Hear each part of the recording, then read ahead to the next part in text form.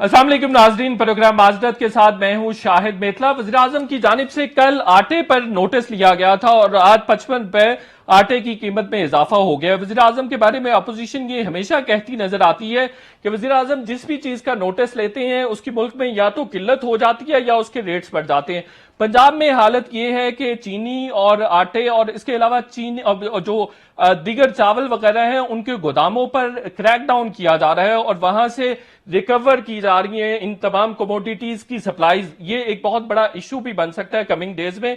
इसके अलावा वज़ीर आज़म की जानिब से ये भी पंजाब हुकूमत को हदायत थी कि आप बेशक सब्सिडी दें लेकिन पुरानी कीमतों पर आटे की कीमत जो है उसको बहाल करना चाहिए। अब ये लग रहा है कि शायद एक मरतबा फिर जो जखीरा अंदोज हैं या माफियाज हैं उनको फायदा भी पहुंचाया जा सकता है। इसके अलावा जो अपोजिशन की सियासत है किस तरफ जा रही है, एक सीनियर जर्नलिस्ट ने यह दावा किया है कि मुस्लिम लीग नून के साथ किसी वफाकी वजीर ने राबिता किया है कि वज़ीर आज़म के खिलाफ तहरीक अदम एतमाद लाई जाए और 10 से 12 पीटीआई के मेंबर जो हैं वो मुस्लिम लीग नून और अपोजिशन का साथ दे सकते हैं। इस पर भी बात करेंगे। और आज मौलाना फजलुर रहमान की बिलावल भुट्टो जरदारी साहब से भी बात हुई है, इस पर भी प्रोग्राम में बात करेंगे। अपोजिशन की सियासत किस तरफ एक्चुअली जा रही है, स्पीकर के खिलाफ नो कॉन्फिडेंस मोशन की भी बात की जा रही है, कामयाबी मिल सकेगी या नहीं, या -1 जो है वो सिर्फ नारों तक महदूद है। दूसरी तरफ हम देखते हैं कि सिंध हुकूमत की जानिब से 3 जो JITs थी जिसके बारे में अली जैदी साहब ने सिंध हाई कोर्ट में पिटीशन दायर की थी उनको भी मंजर आम पर लाया जा चुका है, उनको पब्लिक कर दिया गया है। लेकिन अली जैदी ये भी कहते नजर आ रहे हैं कि जो JIT उजैर बलोच के हवाले से उनके पास है वो तब्दील शुदा है और उसमें आसिफ अली जरदारी, फरियाल तालपुर साहिबा और जो पीपल्स पार्टी के दूसरे रहनुमा हैं उन पर भत्ताखोरी और दीगर कनाइवेंस के इल्जाम भी लगाए गए हैं कि वो उजैर बलोच उनके कहने पर कत्लो गारत भी करते रहे हैं, भत्ता भी इकट्ठा करते रहे हैं, भत्ता उनको पहुंचाते भी रहे हैं और लैंड ग्रैबिंग भी करते रहे हैं। इस तरह के भी इल्जाम उसमें लगाए गए हैं। एक और JIT की बात करना बहुत जरूरी है। बल्दिया टाउन फैक्ट्री में जो आतिशजदगी हुई थी 2012 में, वो बुनियादी तौर पर दहशतगर्दी का वाकया था। वो MQM की जानिब से भत्ता 20 करोड़ रुपया मांगा गया था, लेकिन जब मालिकान ने भत्ता नहीं दिया तो उस फैक्ट्री को आग लगा दी गई थी और 259 जिंदा अफराद को जला दिया गया था। ये पाकिस्तान की तारीख का एक बहुत ही घिनौना और शर्मनाक वाकया था जिस पर जितनी भी मलामत की जाए कम है। इसमें 2 चीजें बहुत वाजे तौर पर एक्सपोज होती हैं। एक, सिंध हुकूमत का किरदार के वो कुछ भी नहीं कर सकी और 2012 के वाकये के बाद 2015 3 साल की ताखीरी के बाद एक JIT बनाई जाती है और उसके बाद किसी किस्म की कार्रवाई नहीं होती। दूसरा, पुलिस का जो अनप्रोफेशनलिज्म है उसको भी आश्कार किया गया है कि पुलिस ने मुजरमों को सपोर्ट किया, उनको फेवर दी। इन तमाम इश्यूज पर बात करेंगे। हमारे साथ बहुत ही well esteemed, well acknowledged panel है। राना तनवीर हुसैन साहब मुस्लिम लीग नून के सीनियर रहनुमा हैं, चौधरी मंजूर अहमद साहब पीपल्स पार्टी के सीनियर रहनुमा हमें ज्वाइन कर रहे हैं और lieutenant general retired Moin Haider साहब साबिक वजीर दाखिला और गवर्नर वो भी हमें ज्वाइन कर रहे हैं। राना तनवीर साहब, अपोजिशन की सियासत किस तरफ जा रही है, किस तरह से -1 को मुमकिन बनाएंगे आप? देखिए मेतला साहब, मैं एक बात बड़ी क्लियर करना चाहता हूँ। 2 साल से हम लगे हुए हैं कि किसी न किसी तरीके से ये जो मौजूदा हुकूमत है जो ना तजर्बाकार है, इनएफिशिएंट है, नलायक समझ लें या जो भी आप कह लें, वो राय रास पे आ जाए, अपनी डायरेक्शन दुरुस्त करे। हमने ऑफर की, अपनी कोऑपरेशन की, हमने हर तरीके से सिस्टम को सही तरह से लेके जाने की कोशिश की और मुल्क को इस गहराई में, गड्ढे में जो गिरने से पहले पहले हम चाहते हैं किसी तरीके से कोई बच जाए।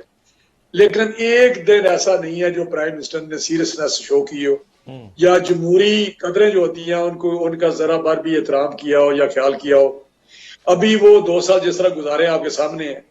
अब मजीद मेरा ख्याल है ये टाइम नहीं है कि अगर मुल्क को बचाना है तो फिर हमें सबको सोचना पड़ेगा, जितने भी कुव्वतें हैं या सियासी कुव्वत है या दूसरी कुव्वतें हैं, कि किस तरह मुल्क को इस क्राइसिस से निकाला जाए ताकि मुल्क मजीद मुकम्मल नहीं हो सकता इनकी गवर्नेंस का, इनके तरीकेकार का, इनके रवैयों का, इनकी सोच का, इनकी पॉलिसीज का। तो ये हमारी तो बड़ी, हम तो क्लियर है हमारे, लेकिन कोई प्रैक्टिकल लाहे अमल आपके पास मौजूद नजर नहीं आ रहा।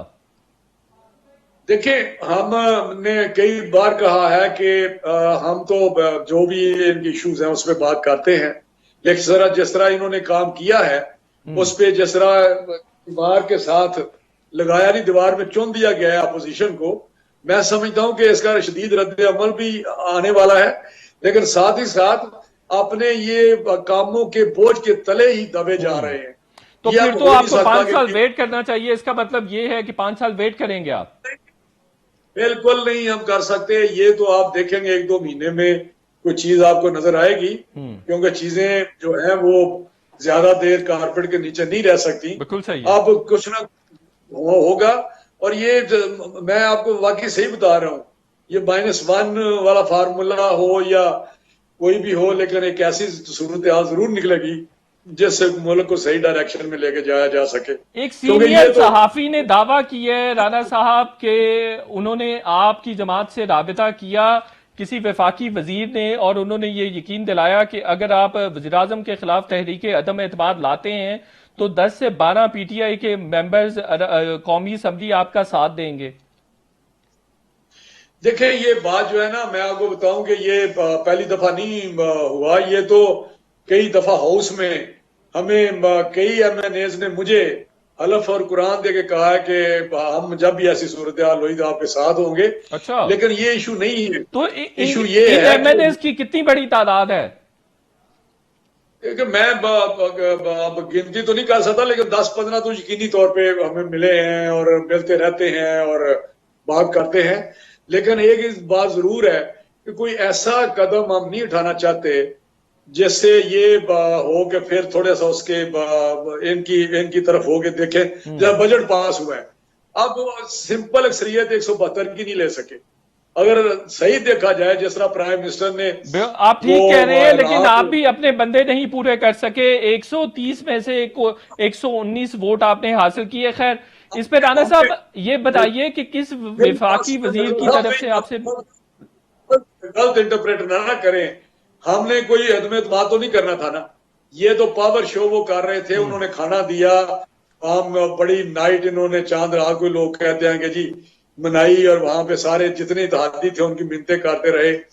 और किस तरह 160 हुए, 172 नहीं कर सके। इन्होंने कोविड वाले भी अपने कोविड-19 वाले भी जो अफेक्टेड थे, बिल्कुल सही है। जो इन्फेक्टेड थे, आए वहां पे बिठाए इन्होंने। हमने जब इतराज किया तो वो गैलरी में बिठा दिए। तो मसला ये है कि ये 160 से ऊपर नहीं जा सके, तमाम अपने जराये इस्तेमाल करने के चले राणा बावजूद। साहब, मैं दोबारा तो भी क्या आपकी तरफ आता हूं। चौधरी मंजूर साहब, ये फरमाइएगा कि बिलावल साहब की मौलाना फजल रहमान साहब से आज बात हुई है, हुकूमत के खिलाफ कोई तहरीक शुरू करने के हवाले से भी बात हुई है? देखिए अभी तो कोविड है, तहरीक शायद उस तरह से तो नहीं, लेकिन बहरहाल ये बात तो जरूर है कि पाकिस्तान पीपल्स पार्टी अपने तौर पर कोशिश कर रही है कि वो बजट से पहले भी हमने कोशिश की कि एपीसी हो जाए, नहीं हो सकी, और अब भी कोशिश कर रहे हैं कि एपीसी हो जाए, लेकिन अभी तक मुझे कोई उसकी सूरत हाल नजर नहीं आ रही। लेकिन बहरहाल पाकिस्तान पीपल्स पार्टी ने यह फैसला किया है, वो अपने तौर पर बतौर पार्टी इस जिदोजहद को जारी रखेगी, और कोई अगर एपीसी फर्ज कर ले नहीं होती तो मुतबादल हिकमत अमली भी हम अपनाएंगे। तो ये बहरहाल हमने तय किया है कि जिस तरह से प्रेशर डेवलप किया था बिलावल साहब ने, जिसके तो नतीजे साहब में आप फिर ये कह रहे हैं कि पहला अब पड़ाव एपीसी जो प्लान थी इस वीक में वो अब नहीं हो सकेगी? शायद इस वीक के अंदर ना हो पाए। जो सूरत हाल है वो तो यही मुझे नजर आ रही। डिले हुई है या बिलावल कैंसिल साहब हुई है? नहीं, अभी कुछ नहीं कह सकते, लेकिन बहरहाल मुझे इस हफ्ते में होती हुई नजर नहीं आ रही, क्योंकि शायद बिलावल साहब कल या परसों लाहौर से वापस चले जाएंगे, कराची चले जाएंगे, या इस्लामाबाद आ जाएंगे। वहां पे सेशन है, उसे अटेंड करने के लिए लाहौर से चले जाएंगे।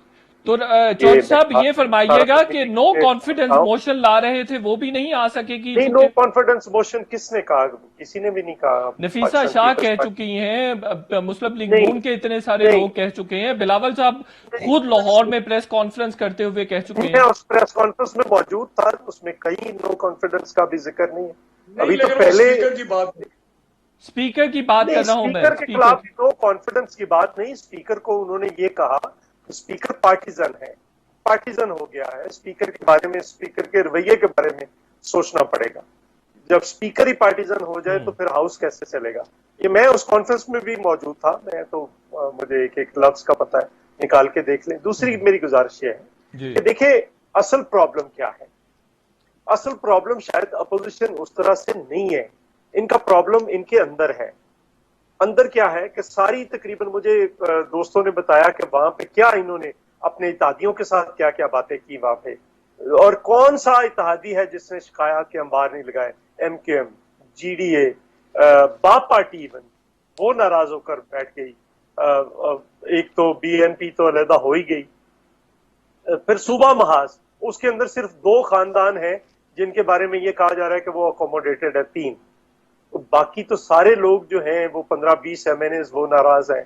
फिर अंदर नाराजगी है, एक इनके MNA का कहना कि 22 MNAs हैं जो एक अलहदा ग्रुप बनाकर बैठे हैं, जिनमें मैं नहीं हूं। ये राजा रियाज ने ऑन रिकॉर्ड कहा है, कोई छुप कर भी नहीं कहा।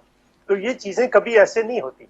फिर जिस तरह से आपको पता है वहां पे एक दूसरे के खिलाफ इन्होंने गुफ्तगू की वहां पे कैबिनेट के अंदर, हालांकि वो कैबिनेट का इशू नहीं था, वो पार्टी का इशू है। पार्टी के अंदर तय होने चाहिए कि किसको पार्टी वजीर आजम बनाएगी, किसको हटाएगी, किसको वजीर बनाएगी, किसको हटाएगी, कौन किसके खिलाफ क्या कर रहा है। ये पार्टी के इश्यूज होते हैं, उनको पार्टी में तय करना चाहिए। बिल्कुल सही है। काबीना में तो पाकिस्तान के और हुकूमती फैसले होते हैं, बिल्कुल सही है। काबीना में ये फैसले नहीं होते। तो आपके पास अगर मतलूबा तादाद मौजूद है तो फिर तो आपको मूव करना चाहिए आगे। नहीं, हम तो तैयार हैं। हम कब कह रहे हैं कि नहीं मूव कर रहे हैं, हम तो तैयार हैं। हम तो अकेले भी मूव से मुराद ये है कि हम तो अकेले भी फाइट करने के लिए तैयार है। और आपको पता है बिलावल साहब ने किस तरह से उस बजट के अंदर भी क्या रोल अदा किया। तो वो पाकिस्तान पीपल्स पार्टी आज भी वो रोल अदा करने के लिए। बिल्कुल सही है। वही ने हैदर साहब, JIT सिंध हुकूमत ने पब्लिक कर दी हैं, उसमें वफाकी हुकूमत के इत्तेहादी भी शामिल हैं। आप समझते हैं कोई कार्रवाई हो सकेगी? कार्रवाई होनी चाहिए। अगर हम चाहते हैं कि हम एक अच्छे मुल्क के तौर पर पहचाने जाएं और यहाँ पर लोग जो माफिया काम करते हैं, लोगों की जिंदगियों से, लोगों की प्रॉपर्टी से खेलते हैं, अगर उनको सजा न मिली तो मुल्क में कोई उम्दा मिसाल कायम नहीं हो सकेगी। तो ये हमारे अपने इंटरेस्ट में है कि हम हिम्मत करके जो JIT की फाइंडिंग्स हैं उस पर आगे प्रोसीड करें फर्दर। बिल्कुल सही। और अगर ये लोग मुल्क से बाहर भागे हुए हैं, इनको मुल्क में लाकर इनके खिलाफ जो है वो मुजरमाना कार्रवाई जिसके वो मुस्तहक है वो होनी चाहिए। ये जब तक नहीं होगा मुल्क में रूल ऑफ लॉ कायम नहीं हो सकेगा। ये तमाम मसले जो है, कोई मॉडल टाउन के केस भी पेंडिंग है, तो ये भी पेंडिंग है, इस किस्म की चीजें। अगर इस तरह रहा तो अनारकी फैली रहेगी, पुलिस इनएफिशिएंटली काम करेगी, माफिया पनपते रहेंगे, उनको सियासी पुष्टराही भी हासिल रहेगी। जी, तो इस तमाम सूरत हाल में जो सियासी जमातों का किरदार है, इसको किस तरह से देखते हैं? बड़ी इनएफिशिएंसी दिखाई गई है और कनाइवेंस भी नजर आती है सियासी जमातों के हवाले से, स्पेशली पीपल्स पार्टी की अगर बात की जाए तो। देखिए, वो जो दौर था जिसके JITs हैं उसमें MQM एक बहुत डोमिनेंट रोल में शहर में थी। हर वक्त हड़ताल कराना, भत्ते कराना, बोरीबंद लाशें, यही काम फिर लियारी वालों ने संभाल लिया। उन्होंने कहा कि जो MQM कर रही है हम भी वही काम करेंगे, हम भी भत्ते लेंगे, हम भी लाशें गिराएंगे। और इस आपने देखा शहर का उन्होंने क्या हाल कर दिया। दोनों तरफ से सियासी लोग इन्वॉल्व थे। शेर शाह का वाकया आपको याद है? बिल्कुल। उस वक्त ही पता चल गया था कि वो भत्ता मांगने आए तो उन्होंने कहा जी हम तो भत्ता देकर अभी हटे हैं दूसरी जमातों को। उसने कहा नहीं, हमको तो हमारा अभी इलाका हो गया है। और 13 आदमी उन्होंने मार डाले, या कितने आदमी मार डाले थे। तो कहने का मतलब यह कि सियासी पुष्पनाही तो हमेशा इन लोगों को हासिल रही है, लेकिन अभी हालात तब्दील हो गए हैं। कुछ लोगों को एहसास भी हुआ है और कुछ इस सिलसिले में गवर्नमेंट की जो टॉलरेंस है वो भी कम हुई है कि इस किस्म की चीजें बर्दाश्त नहीं होंगी। बिल्कुल सही है। तो अल्हम्दुलिल्लाह कराची में अमन कायम है। अभी सियासी तौर पर ये तो नहीं कहते कि बिल्कुल ही खत्म हो गई है सरपरस्ती। बिल्कुल सही है। मैं दोबारा भी जनरल साहब आपकी तरफ आता हूं। राना तनवीर साहब, ये तो बता दीजिए किस वफाकी वजीर ने आपसे राबिता की है? देखिए, ये तो अंसार अब्बासी साहब के लिए जिन्होंने अपना स्टोर से कराया है।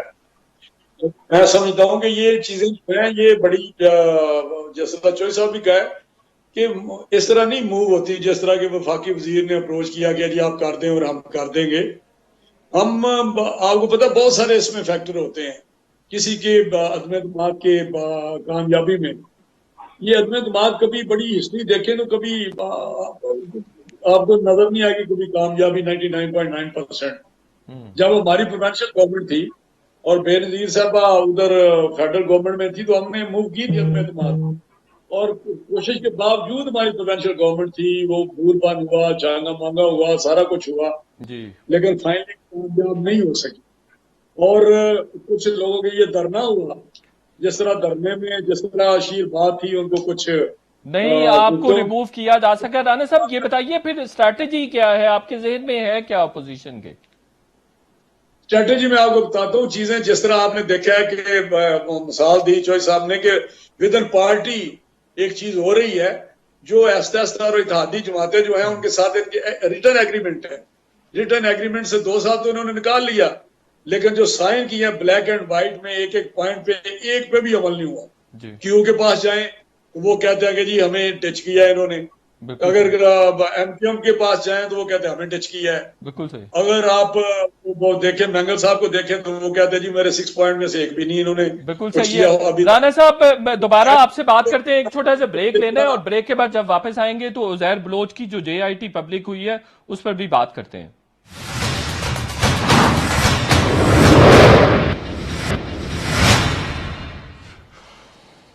वेलकम बैक नाजरीन। उजैर बलोच के हवाले से जेआईटी सिंध हुकूमत ने पब्लिक कर दी है जिसमें बहुत बड़े जराइम का इर्तकाब उजैर बलोच की जानिब से 10-12 सालों में किया जाता रहा है।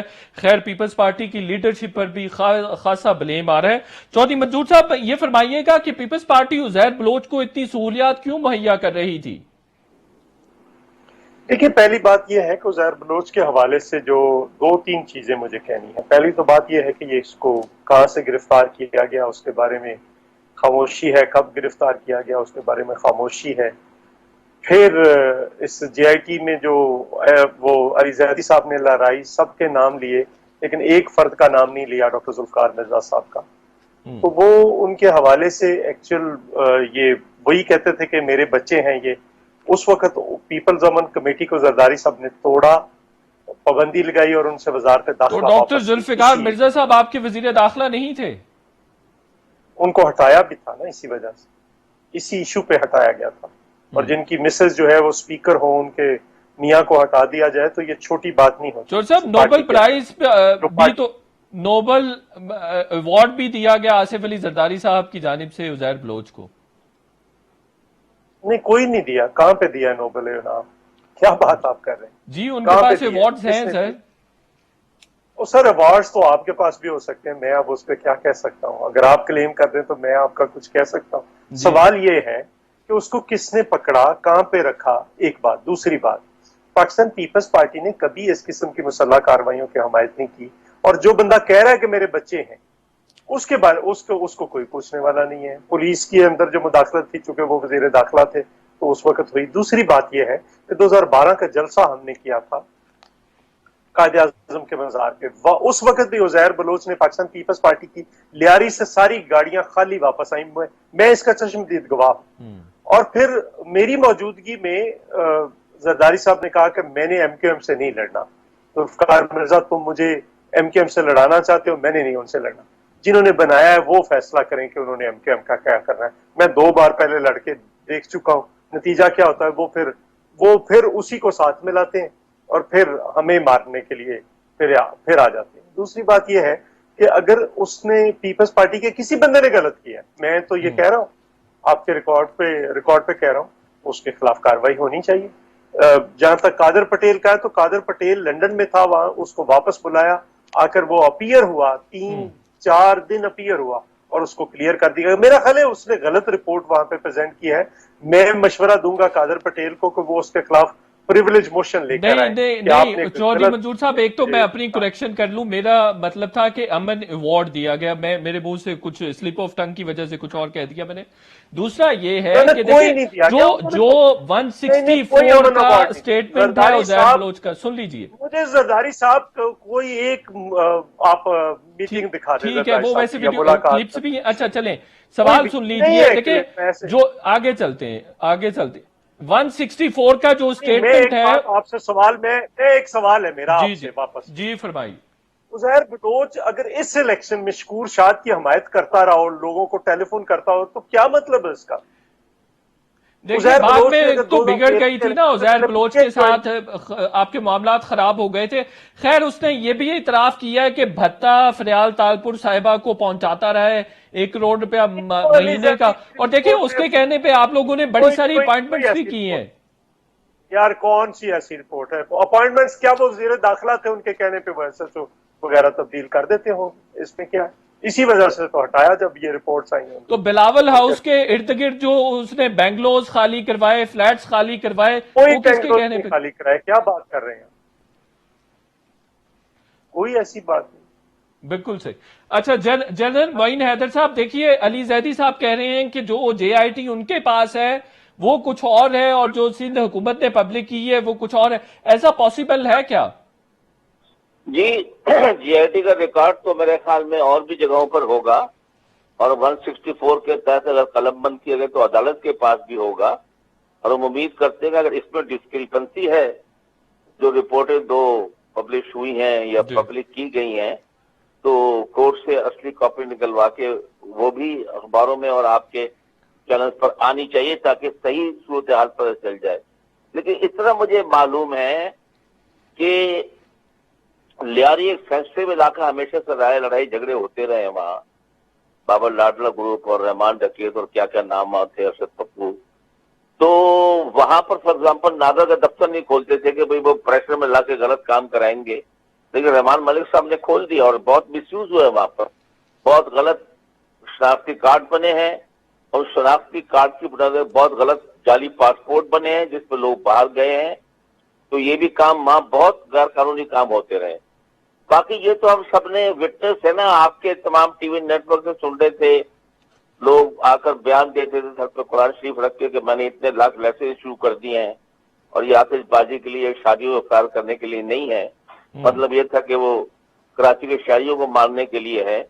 और वो उनका ख्याल ये था कि चूंकि दूसरी जमात जो है एमक्यूएम वो तशद्दुद इस्तेमाल करती है तो उसके लाख तशद्दुद से ही काबू करना है, जिससे हमारे शहर, हमारे मुल्क की इमेज बहुत खराब हुई और बेइंतहा नुकसान हुआ हमको यहाँ पर।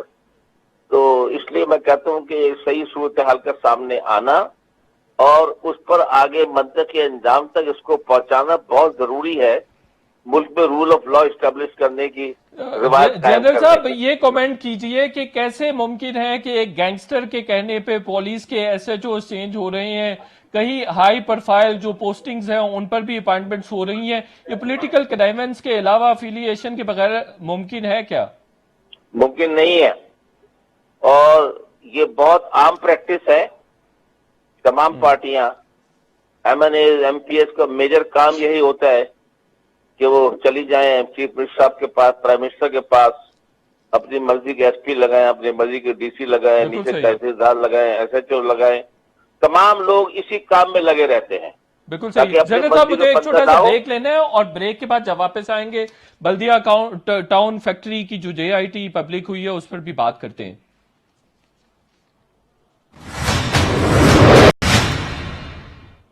वेलकम बैक नाजरीन। चौधरी मंजूर साहब, आपने जहर बलोच के खिलाफ ना तो कार्रवाई की और ना ही जेआईटी की रिपोर्ट के जो हकायक थे उसकी रोशनी में आपको किसी किस्म की कार्रवाई कर सके। पुलिस तो आपके अंडर थी, क्यों नहीं कर सके?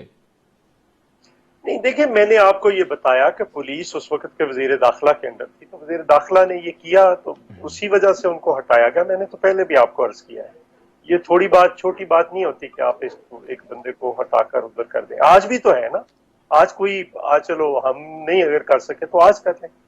क्या कार्रवाई हो रही है उनके बारे में तो कोई सवाल भी नहीं हो रहा। तो कार्रवाई तो आज भी भी नहीं। आप ही ने करनी है ना, सिंध गवर्नमेंट नहीं, नहीं हमने करनी। कैसे, हमने कैसे, हम अगर करेंगे तो हम अगर अर्ज करेंगे तो शिकायत होगी, तो आपको पता है वो किन के साथ हैं इस वक्त और क्या सूरत हाल है साथ हैं या पास हैं? मतलब किन के पास है या किन के साथ है आपको तो पता है। दूसरी बात यह है कि जनरल साहब ने बात की बिल्कुल, अगर किसी ने जाली कार्ड बनवाए हैं या पासपोर्ट बनवाए हैं तो गलत है। वो कोई भी बनवाए, इस मुल्क में तो वो तालिबान का लीडर क्या नाम था उसका जो ड्रोन हमले में मारा गया था, मुल्ला मंसूर। चमन बॉर्डर के करीब, उसके पास भी पाकिस्तान का पासपोर्ट था। तो इस मुल्क में तो ये होता रहा है और बनवा कर दिए जाते रहे, जो कि गलत है। कोई भी बनवाए, मैं बनवाऊं, कोई बनवाए, सारा गलत है। लेकिन मैं आपको तो ये ये नहीं होना बताऊं, चौधरी मंजूर साहब के जो निसार बुराई की जेआईटी है, बल्दिया टाउन की जो जेआईटी और उजैर बलोच वाली, इन तीनों में एक कॉमन फैक्टर पता क्या है कि पुलिस इंतहाई इनएफिशिएंट है और जो भी काम करती है वो पुलिस कनाइवेंस के साथ करती है और फेवर करती है तमाम जो लैंड ग्रैबर्स हैं, जितने कल्प्रेट्स होते हैं बड़े बड़े, उन सबको फेवर करती है। बात शायद ये ठीक हो, रोटन ये पुलिस बात सिस्टम तो आप ही नहीं, का बनाया हुआ है। बात तो सुन लेना, ये बात शायद ठीक हो, लेकिन पुलिस एक बार एफिशिएंट हुई थी 1993 और 96 के दरमियान, और बाद में फिर 153 एसएचओ में से 151 मारे गए थे। आपको पता है उनका क्या बना है? किसी ने कुछ पूछा किसी से? कोई नहीं पूछ सकता। 12 मई वाले किसी ने पूछा है किसी से? कितने लोग थे? इफ्तिखार चौधरी ने समोसे का भी सो मोटो लिया था, लेकिन एक केस था जिसका सो मोटो नहीं लिया, जो उसके लिए 42 लोग मर गए थे, जिसमें पीपल्स पार्टी के 29 लोग थे। तो इस मुल्क के ऐसे हकायक है बदकिस्मती से। लेकिन जो सिंध के हालात हैं उससे बरियुल जिम्मा पीपल्स पार्टी बिल्कुल नहीं हो सकती। वो लैंड ग्रैबिंग हो, चाइना कटिंग हो, कत्लो गारत हो, दहशतगर्दी के दूसरे वाकयात हो, ये तमाम कहीं ना कहीं पीपल्स पार्टी के साथ तो मिलते हैं। चाइना कटिंग में देखे ना किसका नाम है, पता करें जरा उनके खिलाफ। तो वो किन के साथ बैठे? उजैर बलोच चाइना कटिंग में इन्वॉल्व रहा है, एमक्यूएम रही है, और पीपल्स पार्टी के निसार बुराई रहा है, जुल्फिकार मिर्जा रहे हैं, और ऐसे बड़े जो रहा है उसके खिलाफ कार्रवाई करें। मैं रोक रहा हूं, मैं तो कहता हूं उनके खिलाफ होनी चाहिए, लेकिन सबके खिलाफ होनी चाहिए। बिल्कुल सही। ये नहीं है जो आपके साथ आके बैठ जाए उसके खिलाफ कुछ नहीं और बाकियों के खिलाफ होनी चाहिए। सबके खिलाफ होनी चाहिए और बिल्कुल होनी चाहिए। क्यों नहीं होनी चाहिए? बिल्कुल सही। मोइन हैदर साहब, बल्दिया टाउन फैक्ट्री का अब तमाम रिकॉर्ड हमारे सामने आ गया हुआ है। पुलिस के अनप्रोफेशनलिज्म की बहुत बात की गई है कि मुल्जमान को बेजा फायदा, एफआईआर भी गलत काटी गई। इस सब का जिम्मेदार कौन है? देखिए साहब, बात यह है कि पुलिस जो है बेचारी, वो अपना काम सही करना भी चाहे, असूलों पे चलना भी चाहे, रूल रेगुलेशन भी को फॉलो करना चाहे, वो कर नहीं पाती। उसकी सियासी तौर पर इतनी मुदाखलत की जाती है, उनको इतना दबाया जाता है कि किस किस्म की एफआईआर काटो, किसका नाम डालो, किसको निकालो। तो दूसरी बात यह है कि उनको सिफारिशों पर लगाया जाता है, सिफारिशों पर हटाया जाता है।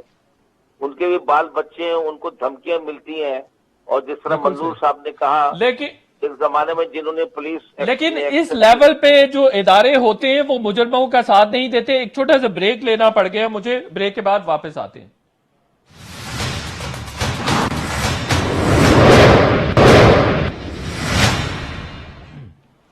वेलकम बैक नाजरीन। जनरल मोइन हैदर साहब, हमाद सिद्दीकी, रहमान भोला दोनों एमक्यूएम के कारकुनान थे। इनके खिलाफ कार्रवाई होने की बजाय एमक्यूएम को तो हुकूमत में शामिल कर लिया गया। इसका जिम्मेदार कौन है? बात यह है कि जो जमीन पर सूरत हाल चल रही थी, साल साल से खून खराबा हो रहा है, साल साल से लोग मारे जा रहे हैं, साल साल से भत्ते लिए जा रहे हैं, साल साल से बोरीबंद लाशें मिल रही हैं, साल साल से हड़तालें कराई जा रही हैं। ये सब कुछ हो रहा है। कुछ लोगों का ख्याल था कि जिनको इलेक्शन में हिस्सा लेने दिया जाए, इनको लोकल गवर्नमेंट में हिस्सा लेने दिया जाए, इनके हवाले किया जाए, तो शायद ये मेन पॉलिटिक्स में आकर अपने आप को रिफॉर्म कर लेंगे, तशद्दुद की राह छोड़ देंगे। तो इस किस्म के ख्यालात सुनने में आते रहे हैं कि इनको मेन स्ट्रीम में लाया जा रहा है।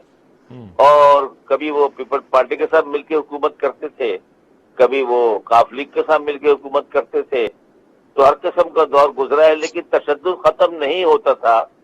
ये जो चंद साल पहले ये बल्दिया रेलवे टाउन सबने- पाकिस्तान का 9/11 था। आप नहीं समझते कि एमक्यूएम को बैन होना चाहिए था, कलअदम होना चाहिए था? बिल्कुल, फिर हुआ ना, यही हुआ ना आखिर में जो जनरल बिलाल ने एक्शन किया 9/0 एमक्यूएम पर। तो इत्तेहादी है इमरान खान साहब की। देखिए, ये वो एमक्यूएम नहीं है, ना इनकी कोई बात सुनता है, ना कोई हड़ताल करवा सकते हैं जनरल ये। साहब, वैसे हमने तो सारे लोग पिछली और अब वाली एमक्यूएम में वही देखे हैं, जो पहले थे वो अब भी है। वो लोग बात दफा होते हैं, लेकिन लोग बदल भी तो सकते हैं, तोबा भी तो कर सकते हैं, राय रात पे भी तो आ सकते हैं। और उनकी मजबूरियां जो उनके सर पे तलवार लटकती थी लंदन से, वो खत्म होने से इनको हिम्मत भी तो हो सकती है। हैयत में इनकी तरकीबी में तब्दीली भी तो आ सकती है। बिल्कुल सही है, ठीक हो गया, बिल्कुल ठीक है। चौधरी मंजूर साहब, इदारे इतने बेरहम और काबिले शर्म क्यों हो सकते हैं कि एफआईआर मालिकान के खिलाफ काट दी? आप हुकूमत में थे उस वक्त 2012 में, तो आपकी जिम्मेदारी नहीं थी कि प्रॉपर इसको प्रोब करते और फिर एफआईआर काटी जाती, बल्कि आपकी तो एमक्यूएम में इत्तेहादी थी, आपको रिस्पॉन्सिबिलिटी शेयर करनी चाहिए। नहीं, देखिए, जब इतना बड़ा सान्या होता है, उसकी जो FIR होती है, उसको तो बिल्कुल सोच समझ के देना चाहिए, इस पर कोई दूसरी राय नहीं है। लेकिन चूंकि उस वक्त वो गवर्नमेंट में बैठे थे, तो उन्होंने अपने प्रेशर डालकर ये सारी FIR करवाई। लेकिन बाद में जो इन्वेस्टिगेशन आई, फिर आ गई। जी चौधरी मंजूर साहब, जारी रखिए। जब वो बाद में आया, कुछ सामने आया, तो फिर इन्वेस्टिगेशन में होता है। सुबह लेना जहांजेब को, सुबह अब रख लो, अपनी खाना रात को। और जब FIR आती है, उसके बाद इन्वेस्टिगेशन होती है, तो असल में तो इन्वेस्टिगेशन होती है। बाज़ का FIR तो उसके अंदर तो नाम नहीं होते, तो बाद में ये डाल दिए जाते हैं। इस्तिगासा पे मैंने बतौर वकील लोगों को सजाएं होती देखी हैं, और जो FIRs में होते हैं उनको मैंने बरी होते देखा है। ये इशू बिल्कुल होना चाहिए, लेकिन ये अच्छा, मुख्तसर सा कमेंट कर दीजिए। इसी JIT में ये भी कहा गया है कि पुलिस रिफॉर्म्स होनी चाहिए। सिंध हुकूमत ने कोई स्टेप्स लिए इन रिकमेंडेशंस की रोशनी में? मेरे ख्याल में बिल्कुल होनी चाहिए, लेकिन अभी तक जो सिंध पुलिस है, उसके पार्ट पे एक अच्छी चीज जो है, कोई भी अनरिजॉल्व केस अभी तक नहीं मौजूद है, सवाए जैसे 12 मई का है, हाई-फाई है, वो सब बच्चों को भी पता है कि वो किसने किया है।